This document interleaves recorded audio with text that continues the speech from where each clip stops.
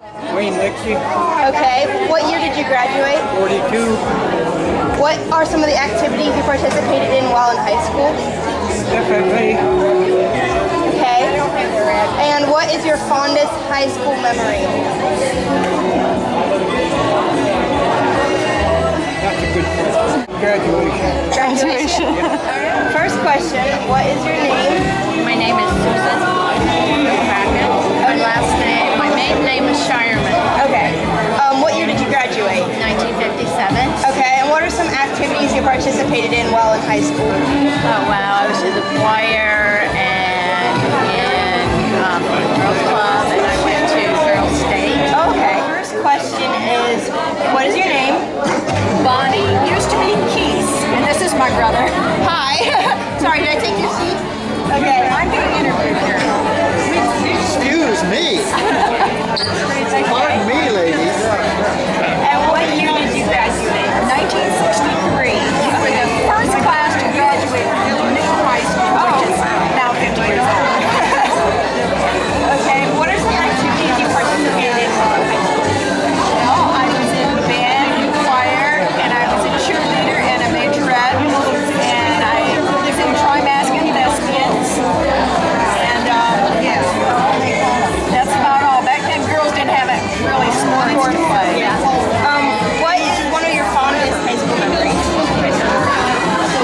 It would have to be being proud of homecoming.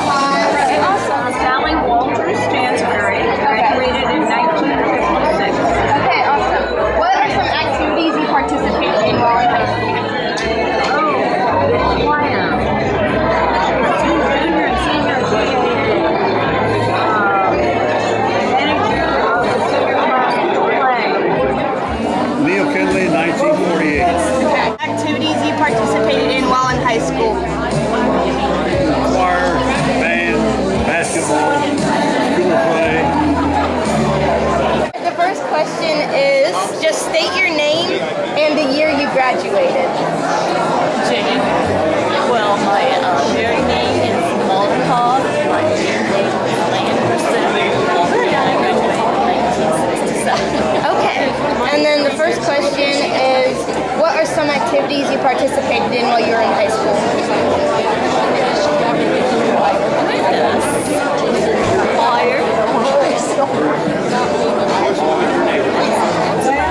I'm Janet Winter Radke. I graduated in 1967. It'll be 50 years this year. And I live on the west side of Cleveland in North Olmsted, Ohio.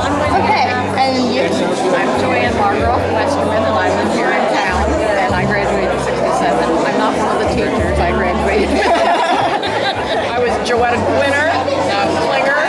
I graduated in 1970, and I was in choir and symphonic band the first 2 years.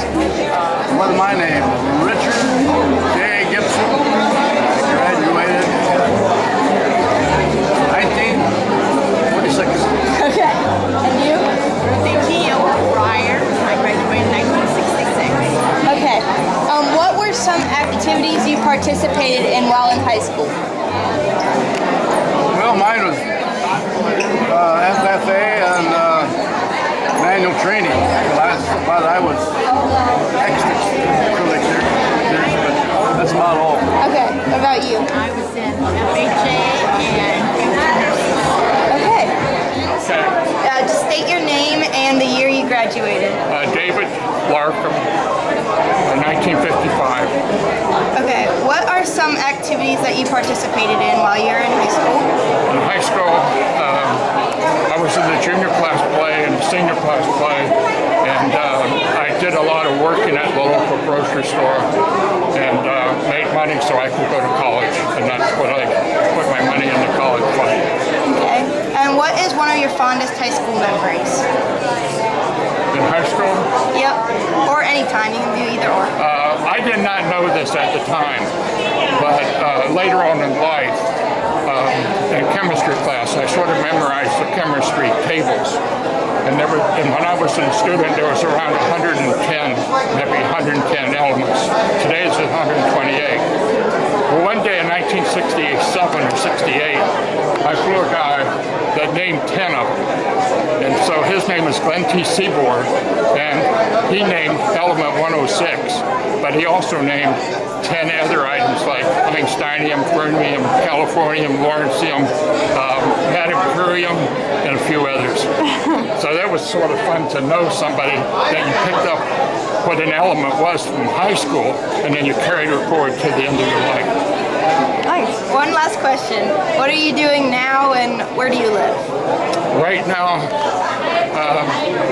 but first I want to tell you, I was a combat vet, and I spent 2 years in Vietnam flying armed helicopters. And it's a tough thing to look at a guy in the eye and say, you got to go on a mission. And because you know sometimes he's not going to come back. And you know you're sending him to his death. So you have to be very careful when you do it. And I was very careful, but I did lose 17 men when I was a commander. And I remember each one.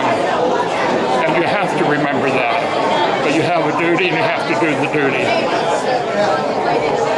I was a pilot, gun pilot. And I was fair. I let the enemy have the first shot most of the time. But I did come home a lot of times with my aircraft full of bullet holes. Fortunately, no one in my aircraft got hurt. So that's one of the things. I'm living in Florida now, part-time, and part-time in Ohio. And every opportunity I have to come back to Upper Sandusky, I come back. And I have a cemetery plot in Upper Sandusky, and I will be buried here. So that's my goal with Upper Sandusky. And one of my relatives was in the class of 4 at Upper Sandusky. Oh, wow. Class 4. So that's really saying something. Yeah. Well, thank you very much. Thank you for your service.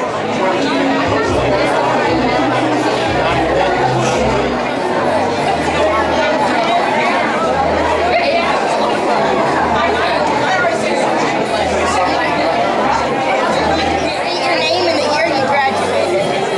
Misty Fox Rolls, 1992. Martin Roll, 1992. Okay. And what were some activities you participated in while in high school? I participated in, I can't even remember, student council, tea club, choir, things like that. I was a band geek. Daniel Vaughn, 1970. Okay. And then what are some activities that you participated in while in high school? I played rock and roll. I was the first, in the first upper 20, I was the prom king. Nice. What was that? Anyway, not much of a sportsman. Yeah. I like to play rock and roll. Okay. So I played in a lot of bands all the way through school. Awesome. Years together. The joy of being back together and knowing there's no friends like old friends. We pray that you guide our lives, continue to use us and lead us, and may we please thee in all we do. We're thankful for this food. Bless it to our use. Bless to thy service. In Jesus' name, amen. Okay, what we're going to do is we're going to start with the oldest classmate here, and I think it's Wayne. So your table, you can come on up and come on up and form a line. We have gluten-free chicken at the front, and then one at the back. So, okay, that's 40, 42. All right, anybody come on up? 44, 43, 44.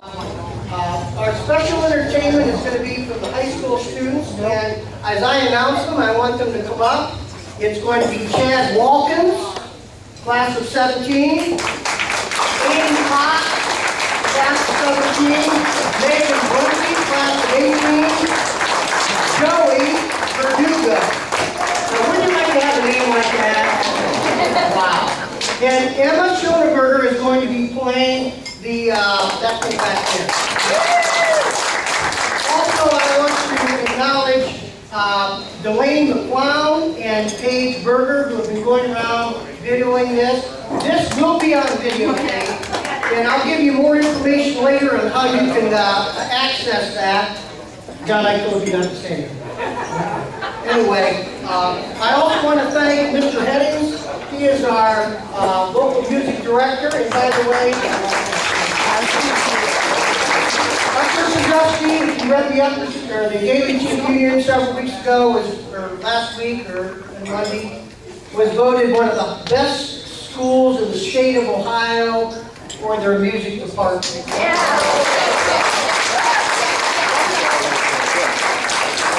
at this time, let me see here.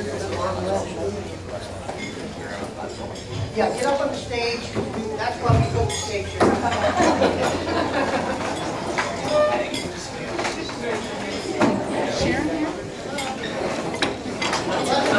These are songs, the first three are out of the 50s.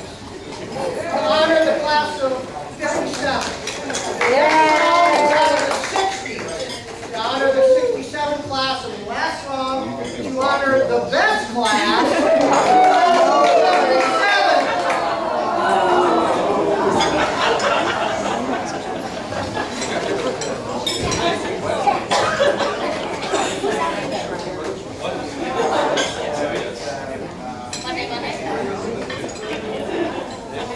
We might have to sing along because we know.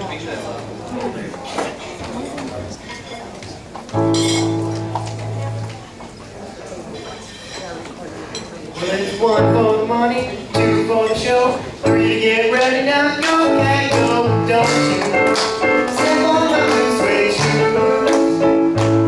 Well, you can do anything but lay off my blue suede shoes. You can knock me down, step on my face, slandering my name all over the place. Do anything that you wanna do, but oh, honey, lay off of my shoes and don't you step on my blue suede shoes. You can do anything but lay off of my blue suede shoes. 1, 2, 3, clack, 4, clack, rock. 5, 6, 7, clack, 8, clack, rock. 9, 10, 11, clack, 12, clack, rock. We're gonna rock, rock, rock tonight. Grab bags on, join me, hon. We'll have some fun till the clock strikes 1. We're gonna rock, rock, rock tonight. We're gonna rock, rock, rock. Gonna rock tonight. When the clock strikes 2, 3, and 4, band slows down, oh yeah, come on. We're gonna rock around the clock tonight. We're gonna rock till broad daylight. We're gonna rock around the clock tonight. Well, you can burn my house, steal my car, drink my liquor from an old fruit jar. Do anything that you wanna do, but oh, honey, lay off my shoes and don't you step on my blue suede shoes. You can do anything but lay off my blue suede shoes.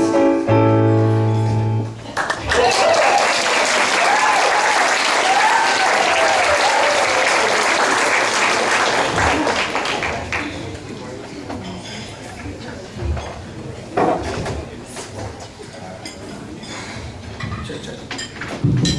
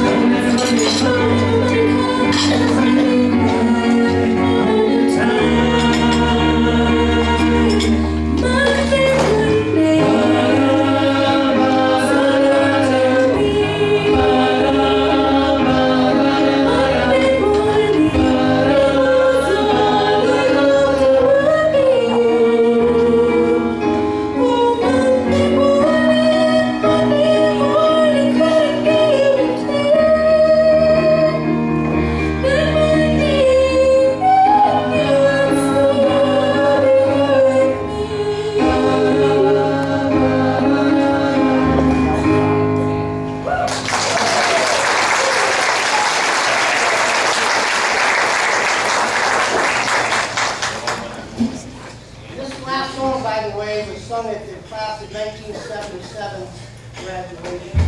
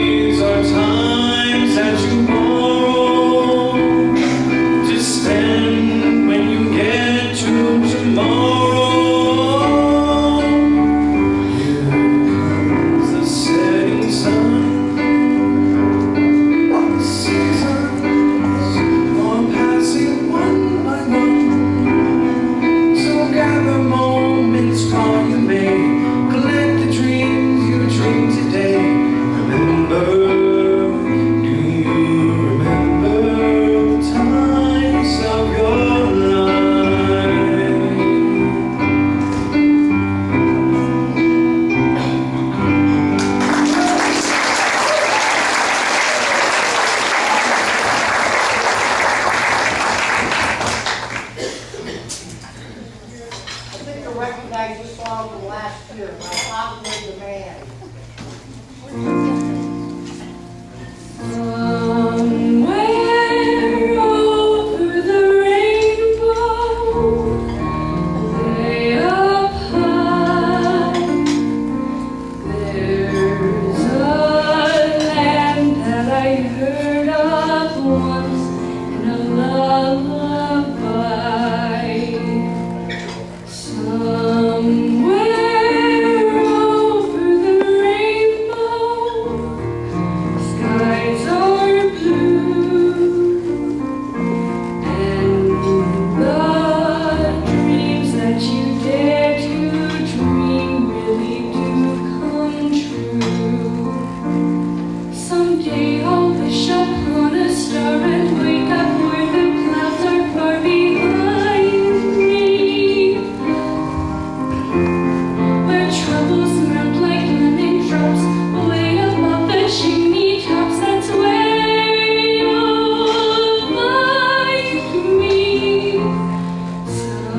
Somewhere over the rainbow, skies are blue, and the dreams that you dare to dream really do come true.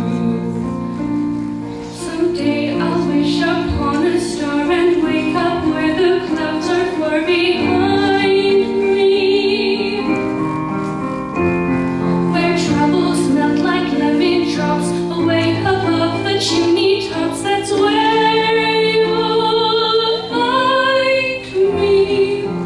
Somewhere over the rainbow, bluebirds fly, birds fly over the rainbow. Why then, oh why can't I? If happy little bluebirds fly beyond the rainbow, why, oh why can't I?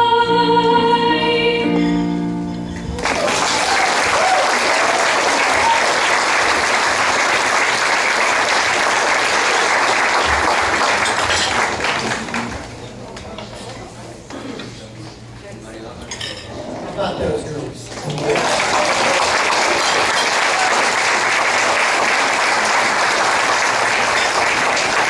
Again, and if I may borrow this again real quick, we're going to start out. Jerry, come on up. You're going to be welcome. You can see the chain of events coming up next. I do want to follow the page next to that under Alumni Mission. I thought our school needed a mission.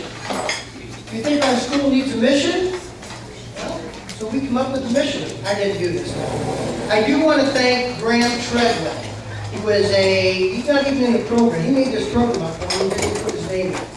But our mission is to cultivate and nurture a fellowship between our graduates, our students, and our community. And I think that was done tonight. Don't you agree with that? Thank you.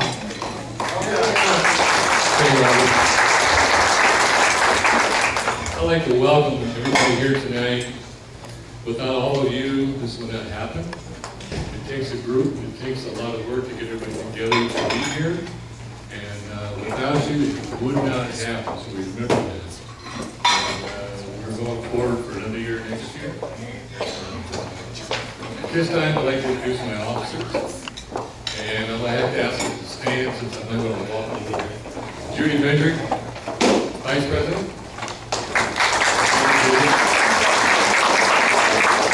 And Terry Wolf, our new officer, Secretary. Our treasurer, Deanna Piana, she is not here tonight. She's at a couple of weddings she had to go to, so she could not be here. She's done a great job on collecting the money at the post office, and done a great job. A couple of people I want to mention is Gene Moon. I know you're here. I'm not sure where you're sitting. Third back. Gene from the class of 46. Is that right? And Jean helps me out every year, and it's one of the processes you have to go through, but it's on the deceased members. So she gives me a list every year and update our system. So I want to thank Jean.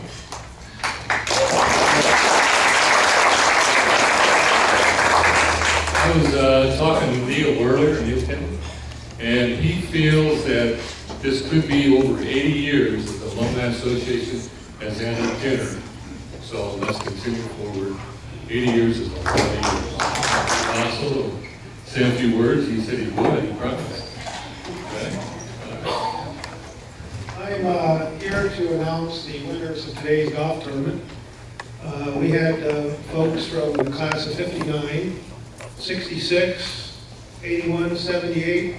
The winners were Robbie Lee, Mike Piper, Al Stoneberger, and Mike Krause. They had a 11 under par 61, and they were from a range of 64 to 1968 class. So the 60s prevailed today. They tend to do that. Age and treachery can always outdo youth and skill. As old Dan Nebo so. But in second place was Brad Batten, Bill Latham, Mr. Hall, and Mr. Bennett. They were guests. That was 81 and 78 class. They shot 63 900. But thanks to everybody for playing. It's a fun event. Gets the golfers together in the morning, and I think they had a good time. And the weather held out. And thanks again. So at this time, I want Tom Bell to come on up. Tom Bell is a graduate of Upper Sandusky High School, 1967. And I think in his freshman year, he was a leading passer on the team, and he completed 2 passes. Is that right?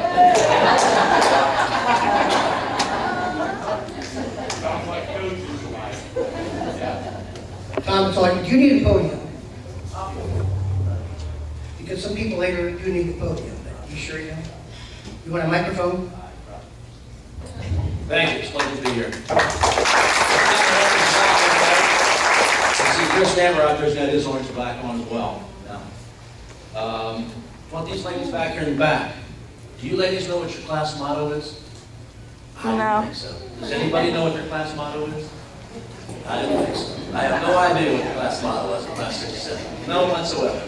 I get an invitation in the mail this week from my nephew, Travis Thompson. He's graduating, that's right. I'll be there.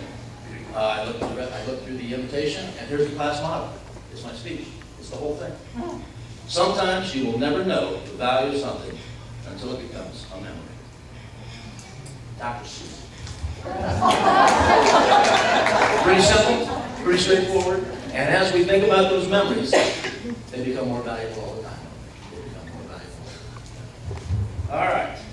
How lucky are we to be graduates of Upper Sandusky High School? I mean, I value it. It's really something that has meant a lot to me over the years. I ended up being a teacher there for 16, 17 years, and I know the value of the place, and I know. We're lucky, fortunate people, because somebody made some decisions for us long before we got there. There were some selfless decisions made by some selfless people, not selfish people, unselfish people, to make some decisions that we do. John last year alluded to his background from Eden. Yeah, my background is from Marseilles. I know Denny's background's from over Mifflin. You know, there's some Salem. Nancy was Salem. You know, Salem and so forth. You know, different places around the county.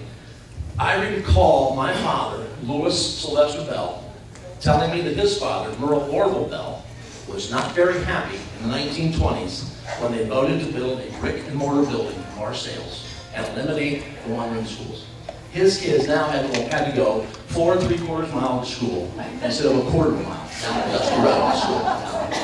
I think the cornerstone of that Marseilles building was 1920 something. I'm going to say 28. I'm not real sure.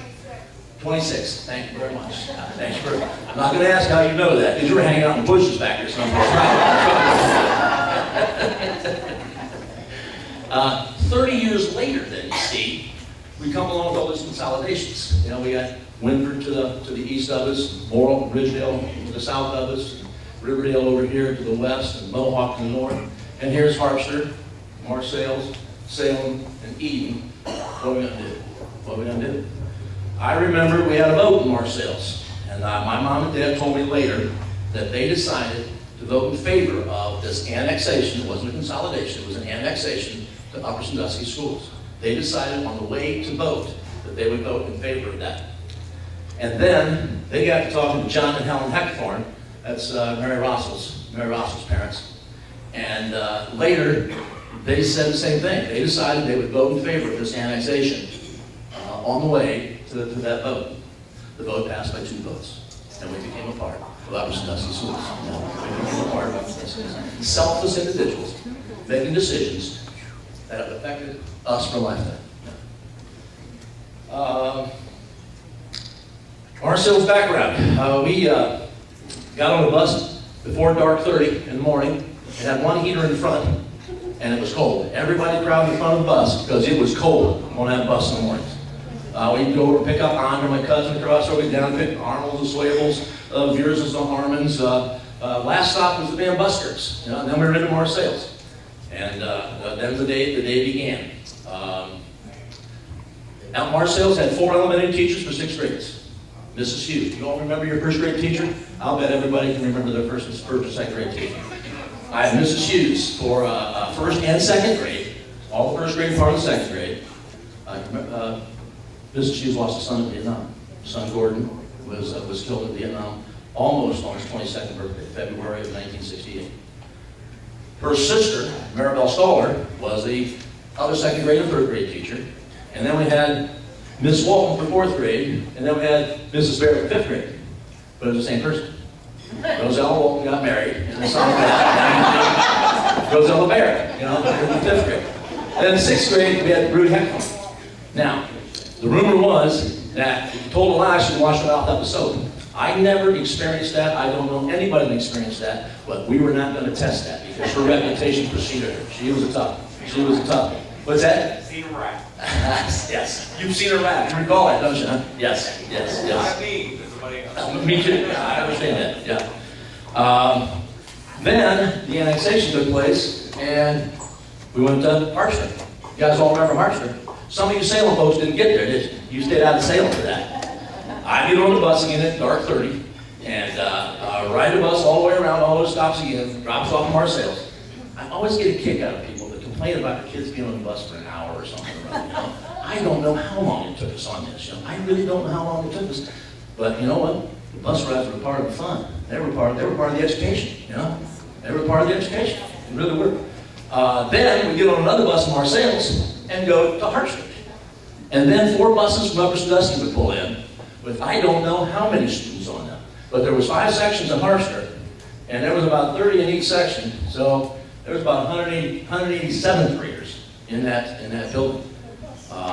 In that building, we had Mrs. Cooper, who was an English teacher, lovely lady. Mrs. Walton lost her husband that year, and I gotta say, we were probably the worst 7th grade class in the history of the world. Oh, it was awful. Had a lot of substitute teachers in there, and it was not pretty. We were terrible. We were just terrible. I mean, we were really bad. We were just awful. We had Mr. Nicewater upstairs for science. I can still see my room flying through the room. I thought he was going out the window. I thought he was going out the second-story window. Mr. Nicewater was a little peeved at him. I don't know what prep myself, but I can still see my room flying through the air. My first male teacher, Dick Nair. Dick Bob, and Ed Fisher are probably why I am who I am. Those are the 3 guys that I admired. They were my first 3 male teachers that I had in the school. Mr. Lott was our 8th grade American history teacher, and then we had Mr. Fisher for health phys ed and our basketball coach in high school. Don't forget our special teachers down there. Mrs. Kinsley, Thelma Kinsley, music, lovely woman, lovely lady. And never forget Coach Swankhouse, Gerald Swankhouse. In fact, I had him in 6th grade. And in 6th grade, he would pile 5 of us boys in his Studebaker Lark and take us to Upper Sandusky to play east or south or out to Salem to play basketball. The Leaf boys, Bob Wolf, myself, and I can't remember who else, 5 of us, the Studebaker Lark. It was a different time. It was a different era. Can you imagine that happening today? There is no way that's ever going to happen today. No way it's ever going to happen today. Lovely people, though. 8th grade, out of Salem. Here we rode the bus again, all the way around that route. Got on the bus before dark 30. Heckathorn, started out the Heckathorns. They picked up the Heckathorns out there. Arden and Dow and Mary Heckathorn. Put her on the side of Marseilles. Pick up the kids from Marseilles. Out through us. Up into Harvester. Pick up the kids from Harvester. Up Bowserville Road, 115, where John lives. John lives on 115. We pick up the Grossman boys on 115. Cut over to 23. The last two people on the bus was more than two, but from our class was Laverne and Fern Smith would get on the bus. Then we get it up. What would we do next? We'd get on another bus. And we'd ride the bus out to Salem for that first year. Until Christmas time, when selfless people again, my dad and my uncle brought the farm truck in. They loaded up stuff from the middle school, or not the middle school, high school then, and took it out to the new high school. That's when the new high school opened. And from Salem, we came to. Well, those bus rides, it's where a lot of education takes place. I'm not lying. I sat in the back of the bus with Heckathorn boys and learned about sex, drugs, and rock and roll. Saw the first time, first pornographic novel, you know? That's the way it was. I'm blaming the Heckathorn boys. I'm blaming the Heckathorn boys. The bus rides are fun. I mean, it was part of the education. It was part of the day. I just can't, it was a good time. It was a nice time. 8th grade then. We had Mr. Lobb as a history teacher, Mr. Talago, math, I believe, Mr. Miller for science, Miss Jones, all of us guys in love with Miss Jones. She had the home ec and she was hot. She was sweet. She was sweet. Yeah, young, you know, early 20s, you know, just out of college. And Mr. Mom, Ron Mom. Ron Mom was industrial arts teacher, graphic stuff, yeah. And you can't forget Swank again. I think it was in Salem Gym where we learned how to play combat basket. A boxing glove on one hand and a basketball on the other, and there were no rules. The rules were, there were no rules. Van can probably tell the story better than I can, but I remember somebody cold cocking someone in that thing and laid them out. Just laid them out. It was a different time. It was a different era. You think you can do that again today? I don't think that could. There'd be so many lawsuits it would be, but it just couldn't happen. It just couldn't happen. The class of 67 was the first class to go all 4 years in the new building. Then the class of 63 moved in after Christmas. You know, we were the class that was the first class to go all 4 years. And again, I'm talking about selfless individuals that voted. They didn't vote against their pocketbook. They voted for us. They voted for the kids in this school district and the kids of this world to make that decision to build a wonderful building. I taught out there for 16, 17 years, and it's still a wonderful building. They've done some additions and some changes to it and so forth, but what a remarkable decision to build a building. And it's 50 some years old, 53, 54 years old, something like that. And some of you people still work there, I know, and I think it's a marvelous tribute to those people that made those decisions. Okay, let's see if I can get through this next part here. Freshman year, Miss Newmeister. Miss Newmeister had been there for a while, and we thought she was old. So I imagine some of you graduated long before us did. Once upon a midnight dreary, as I pondered, we can worry over any current volume of forgotten lore. As I nodded, nearly napping, suddenly there came a rapping, tapping, as of someone gently rapping on my chamber door. Ah, 'tis some visitor, I muttered, seeking entrance at my chamber door. Only this, and nothing more. Ah, distinctly I remembered it was in the bleak December, and each separate dying ember rocked slips upon the floor. And the silken satin, certain rustling of it filled me with fantastic terrors never felt before. I can remember the raven. Don't ask me where my glasses are, because I can't find my glasses. I don't know where they're at. How can I remember the raven? I don't know. That might have come from Mrs. Gill's junior class too. Junior American literature might have been there. I don't know. But I also remember the beautiful Annabelle Lee. The beautiful Annabelle Lee, and what's another? Oh, the bells. The bells. Mr. Hood. Mr. Hood, bugology class. I call it bugology class. We dissected everything in there. Grasshoppers, worms, frogs. It was fun. All right. November 22nd, 1963. Where were you? Music. Yeah. I was in Mr. McCutcheon's algebra class when Mr. Kirkham, what a dear person Mr. Kirkham was as well, came on and made the announcement. John Kennedy, the president, had been shot. And then I'm in Mr. Hood's class, probably smelling formaldehyde or something or other, when they announced that the president had been shot. The day that we all probably can remember exactly where we were when we heard the news. The specials there, Mr. Fisher, Ed Fisher, was our health and phys ed and basketball coach, and then Margaret Wetzel. Margaret Wetzel was the girls' phys ed. Love those uniforms, girls. Love those uniforms. Love those uniforms. Yeah. That was a different day and time, too, when we had separate phys ed classes. Now there's no such thing as that anymore. It doesn't happen. It doesn't happen. It doesn't happen. Mr. McCutcheon, math. I had Mr. McCutcheon for 3 years. Algebra 1, freshman year, and Algebra 2, junior year, and then an advanced math. And Nancy and I were just talking. We got pretty good grades, but we didn't understand one damn thing. Thank God for Steve Etherton. Thank God for Steve Etherton. He's the one that got me through some of those classes. I still have no idea. When they started putting X's and Y's in place of numbers, I got lost right there. I got lost right there. I didn't have any idea. But how can this be math? There's no numbers. It's all letters. I didn't get it. All right, 10th grade. Mr. Fleming. I'll bet somebody Mr. Fleming geometry. Doc's shaking his head yes. So, did you think he was old when you had him, Doc? You bet. I thought he was old when I had him, And again, it's that same math stuff. There wasn't any numbers. There was like proofs and theorems, and I don't know what it was. I didn't get that stuff yet. The thing I do remember was Dave Wolf getting on his hands and knees, crawling all the way to the back of the room, sharpening his pencil, crawling right back up. Mr. Fleming never did. He never. That's it. Mrs. Denman for English, she lived out by Harpster, lovely woman. Mrs. Oxberger, World History. Mrs. Oxberger, World History. Do you still remember the Declaration of Independence? I stopped in to see Dave Wolf every once in a while in Dublin, Columbus, and he asked me that the day, well, it was a year or so ago. And we both said, when in the course of human events it becomes necessary for one people to talk with the step of another, and to assume among the separate equal powers first, the station to which the laws of nature and nature's God entitles them.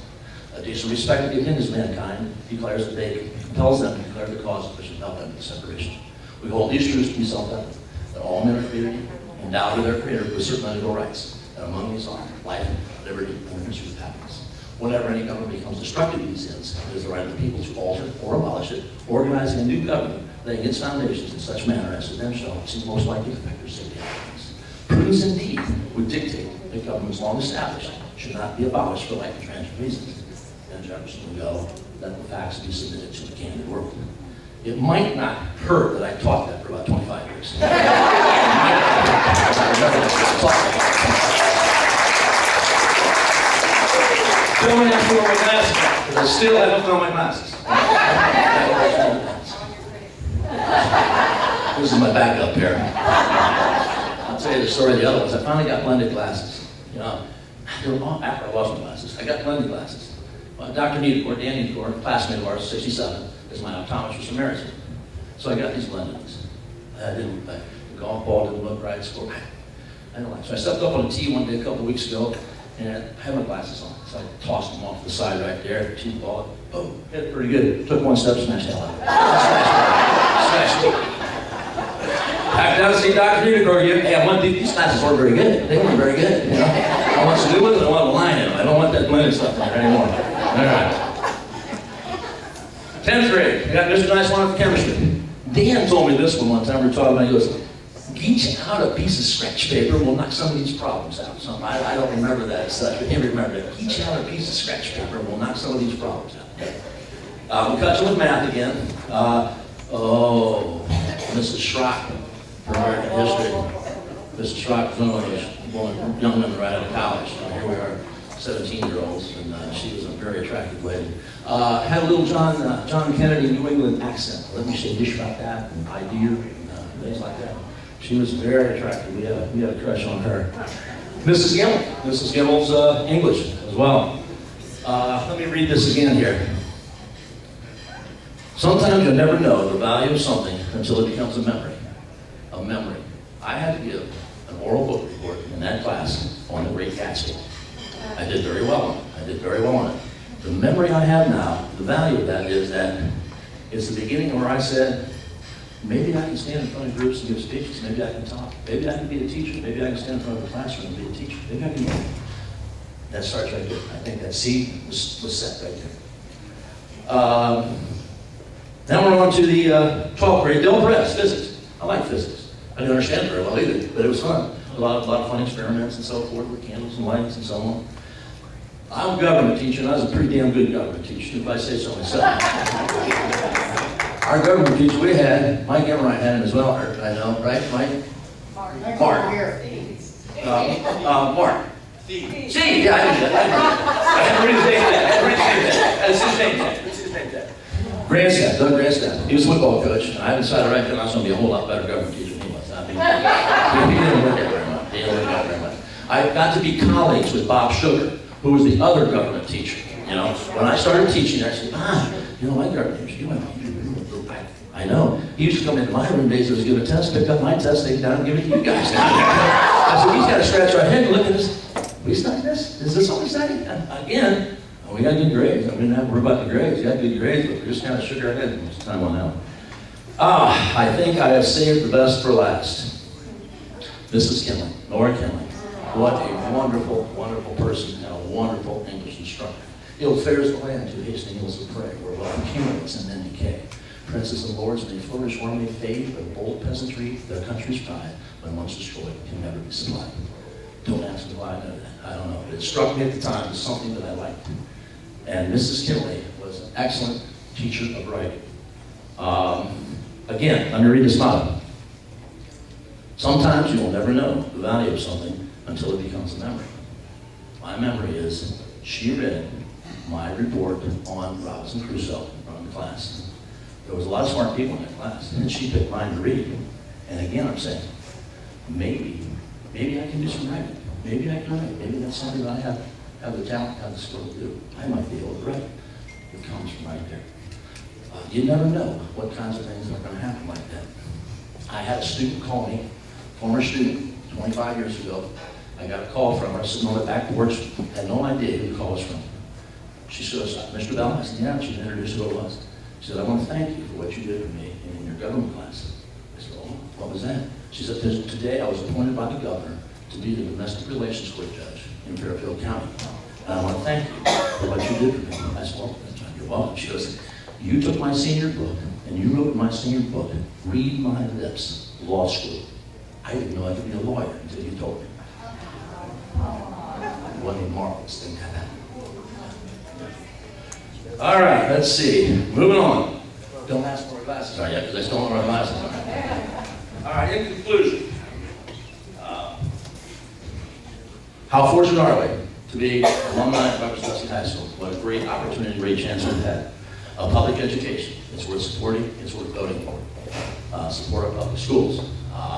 My hope is that 50 years from now, 2067, seems like a long way away, doesn't it? So did 2017 in 1967, seemed like a long way away. My hope is that my nephew, Travis Thompson, or somebody, one of these people here, can stand in front of this group and say, 50 years from now, wow, what a great decision some people made, so that I could get a great education, have a great opportunity, and that every other generation coming after us has a great opportunity to get a great education and others the rest of the public schools. Support the public schools. Thank you.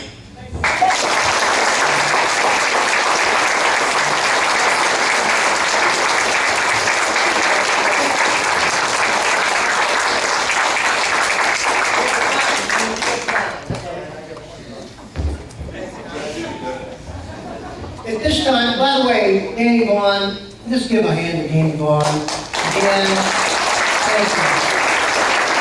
Travel all the way up to Washington Courthouse with all of his equipment, and we appreciate it. Thank you very much.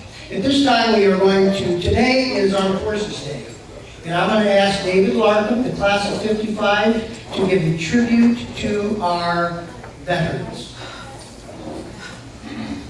Thanks, Robbie. It's going to be a hard act to follow after combat, but I'm going to try. Congratulations to the class of 1967. Where are you? Okay. We have now arrived at the doorstep at the dawn of a new beginning. Tomorrow, we're going to go on a new adventure. So welcome to the golden age. Their past is now forgotten in the wastebasket of yesterday. Today it is a great pleasure for me to talk about my favorite subject, the military. But first I want to introduce my wife, Mina Larkin, who has been an Army wife for 28 years. She's worked in country and post to post, raising 4 kids at the same time.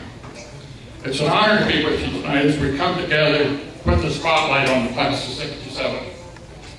Has it really been 50 years? Has it really been 50 years? Thanks, Robbie, for giving me the mic. There's an old story floating around. You can give a teenager a cell phone and an old mic and an old pet like me a mic, but you never can get rid of us. You can take the boy out of upper, but you can't take the boy upper out of the boy. In saying that, some of you may not know, but I was born in Killdeer, a stone throw from Parkster, Ohio. And now I live in Killdeer, stone throw from Killdeer Golf Course in the village of Florida. Dave Bosco, senior, the class of 1937, taught me golf, and I still enjoy a round or two every week. But my spirits are here in Upper Sandusky. They're deep and they're embedded. I come back here as often as I can. Today is Armed Forces Day, and each and every day we should honor every man, woman who has ever worn the uniform of the United States. We salute our foreign heroes and keep in prayers on those that are still on active duty in Syria, Korea, Iraq, and Afghanistan, and other places that are heard of and unheard of. We never know where they are most of the time. Service members continually perform acts of uncommon valor and selflessness, and we should remember honoring those who served is more than just saying thanks for the service. It's good to see some of the military spouses here tonight also, and family members in the audience. I know you bore the burden of your loved one's service in more ways than you can't even measure them. An empty chair at the dinner table, another holiday where your loved one was away someplace far away, somewhere. And when your loved one passes, there's a grief that can't be spoken. I want you to know that our nation recognizes and is grateful for your family sacrifices. Our veterans have lived in places far from our shores, from the beaches of Europe to the snows of Korea, to the jungles of Vietnam, from the deserts of Iraq to the mountains of Afghanistan. And to you service members here tonight, we are honored by your presence. We are grateful for your service. The world is better off for what you did, and we're happy for you to be here tonight. Your unit was your family, and your squad was the most important thing in the line of duty. You each had covered each other's back, and that's the way you got your job done. Each of you served your nation with incredible courage and commitment. You have left your family and your families, and you risked your life by serving. So today I want you to know that we remember. We remember you standing in long lines. We remember you standing guard duty in the cold, snowy weather and in the heat of summer. We remember you living in distant lands. We remember you missing holidays at home. We remember you saving a buddy's life. And we remember your courage. We remember the following Wyandotte Countymen who died in Vietnam. Now, they were not in the class of 67, but 2 were in 64, 1 in 65, 1 from McCutcheonville, and another from Upper. Nelson Spindler on the Floresville. Gordon Hughes near Canso. James Chadwick, Quant Creek. Leonard Rulli, he was in Beecher, first the 9th Cav, 1st Cavalry Division, one of the greatest units that ever was. He died in Northrop Grumman. And Reese Crutchfield Jr., U.S. Marines, at Quezon in Quant Creek. Yes, we remember the sacrifice. and we remember yours and the families as well. To all the veterans that serve, thank you for serving your country. And as John Wayne once said, courage is being scared to death, but saddle it up anyway. And I assure you, anyone that has been in combat, in real combat, is scared to death. I believe kids today don't have good role models like we had. I'm approaching Coachel's age, about 80. And we had John Wayne movie. We had never fired a weapon in anger. Sure, we shot squirrels and rabbits and things like that, but nothing in anger. However, in a short time, when we were in combat, we became a fighting force. And my commander used to say, well, Pilgrim, do what John Wayne would have done. And that was my introduction to combat. Most of us were scared, but we trained with our 6 machine guns and 14 rockets and other hardware, and we soon became a band of brothers.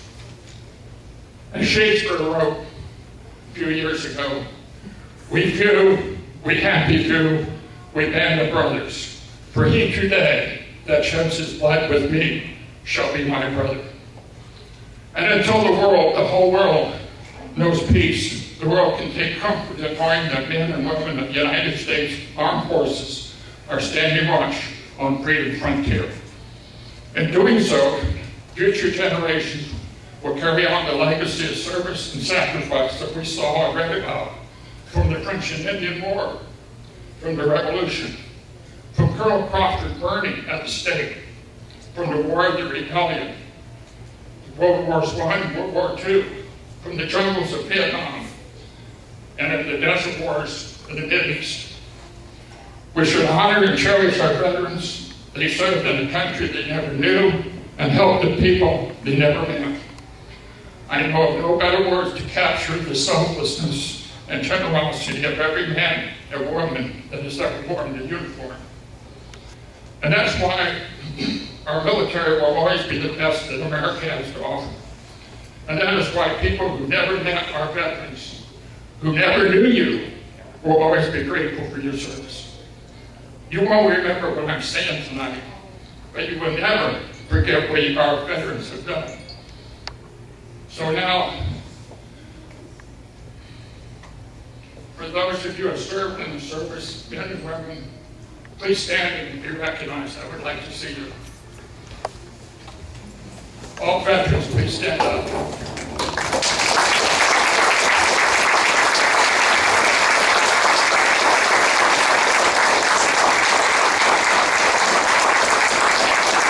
Remain standing.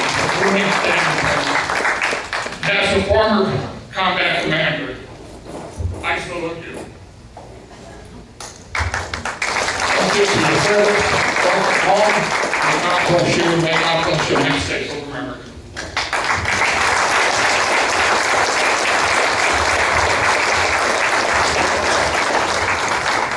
At this time, I would like Dr. K.K. Solokoff to come forward to give a few remarks.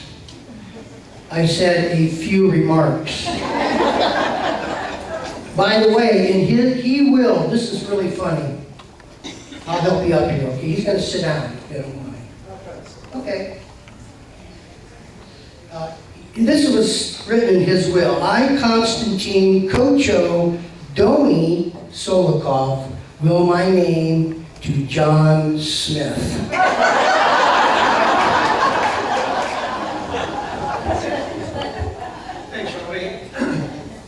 Now, Robbie said to say a few words.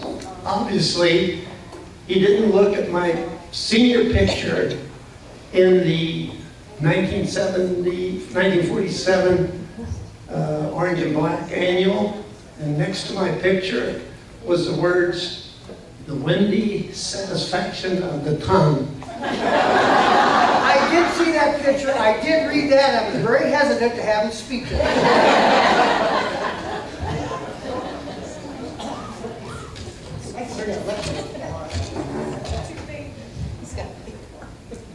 The class of 1947. 70 years ago, almost to the day, we graduated. We had no TV, we listened to the radio After school, it was Jack Armstrong, Little Orphan Annie, and you had a secret recorder because at the end of the program, they gave you a series of numbers that you looked up on your recorder. And lo and behold, it was always a commercial, something like drink your Ovaltine. We thought it was going to be something fantastic here, that we're going to be able to solve some kind of a crime. We listened to Superman, Lone Ranger. In the evenings, we listened to Red Skelton and Bob Hope. And Saturday program in the afternoon was called Let's Pretend. We clamped on our roller skates and roller skated uptown around the First National Bank. In the winter, we ice skated at Harrison Smith Park. They had lights that would turn on for us. And occasionally, we would ski on the Sandusky River. Try it now. In the summer, we went to the Star Theater because that was the only one that had air conditioning. We did not have air conditioning back then. How many remember the Little Theater? Yes, only the old farts. During the war, there was rationing of gasoline, sugar, bacon, butter, meat, tea, jam, breakfast cereal, cheese, eggs, lard, milk, canned and dried fruit. Cars and tires were not available. They weren't made. You could get bowl tires retreaded. Speed limit was 35 miles an hour. And you could not buy a brand new bicycle for a while, and then it was lifted sometime shortly after that. Well, what about the class of 1947? We graduated 73 students. And I want to go over just a few of the guys that succeeded. And I won't name their names except with the exception of one. We had a podiatrist. We had a pharmacist. We had a person that graduated from the Naval Academy and later taught physics at the Naval Academy and finally became the commandant of the Naval Academy at Annapolis. We had one that went to West Point, later became a plant manager of Timken. Now, the most important one was Janice Killemeyer. I am going to mention her name because she graduated as our valedictorian. She wrote our alma mater, which is not going to be sung now because it was the one that we sang before she wrote this. She wrote this in our senior year. In addition to that, she wrote some prophecies. And I'm going to mention a couple if I can find it here. You were going to be a doc. Well, I didn't even write that down probably. Okay, I can try to remember it. She wrote a couple of prophecies. One, that I was going to become a doctor and my office was going to be on North Sandusky Avenue. Can you believe that? She also wrote that one in our class was going to go to the moon.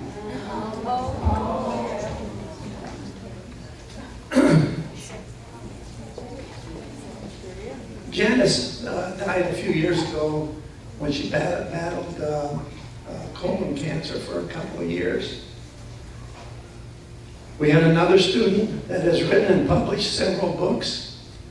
We had a guy that was elected the youngest sheriff in Ohio and solved a murder case that became a national news. I don't know if you remember the Red Slipper murder.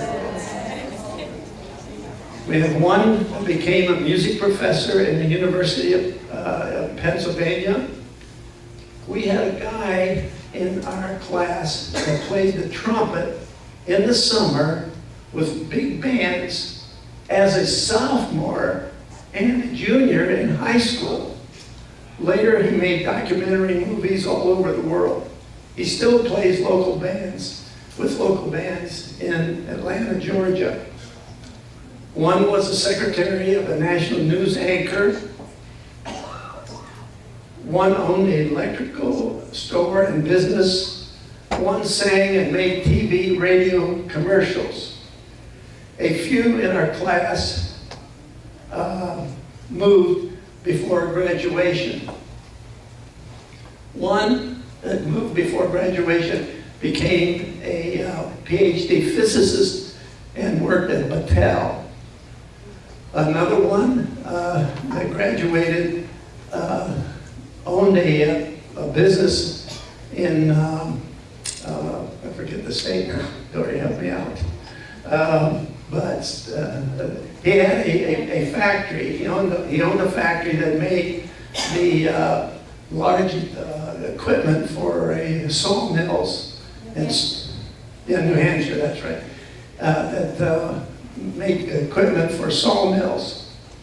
And I almost forgot, one went into the Navy, flew jets off of an aircraft carrier, and later became a test pilot, flew the X-15, and then later on was the first man to step on the moon. Ladies and gentlemen, that was the class of 1947.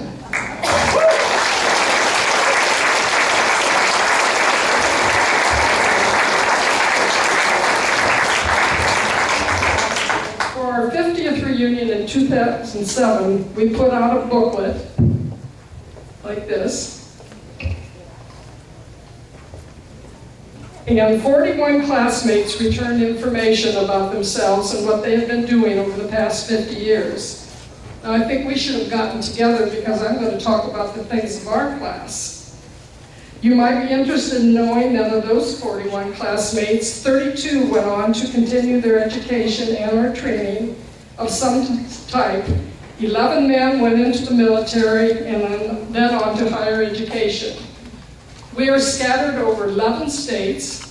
Most of us are retired or just tired now, but I think our teachers would be proud of us. We have degrees and are training in teaching, nursing, engineering, law, military, therapies, psychology, finance, business owners, industry managers, dating processor, advertising, real estate, construction, information technology, maintenance, communications, welding, plumbing, well drilling, farmers, and gardeners. Also, we have been good citizens in our community, serving as 4-H advisors, scout leaders, church leaders, coaches, community leaders, board members, hospital, senior citizen, Meals on Wheels volunteers. I am proud of the class of 1957. We probably do things a little slower now, but we continue to contribute to society. I'd like the class of 1957 to stand. And I would like to add Elaine Klinger-Sturz to represent the class of 77.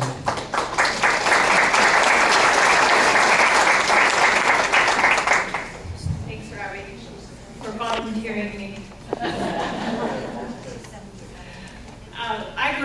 We graduated in 1977. I haven't been in Upper Sandusky since then, living there, so I moved back after 40 years.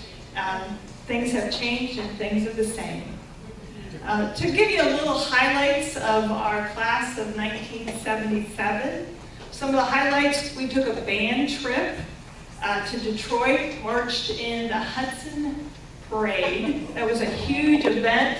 And got to Thanksgiving and got to stay overnight in a hotel. That was a big time. As we said, our musical was the Pajama Game, and our class play was Our Miss Brooks. And Our Miss Brooks, it was a play that many of us were a part of, and it was really, for us, a great event to do both of those and have so many people involved. We had a state champion pole vaulter in our class, Brian Beanow. Also during 1977, there was a huge snowstorm. We have pictures in our annual of all the snow piled around the school. Our football team was not the greatest that year, but we were 6-3, and the theme was "We Are the Rams." Our girls' basketball team, though, was district runners-up. I think our basketball team, the girls did, in the years that we were there, did exceptional with Coach Bell. It was the year in 1977 was the first year for girls tennis. It was started that year.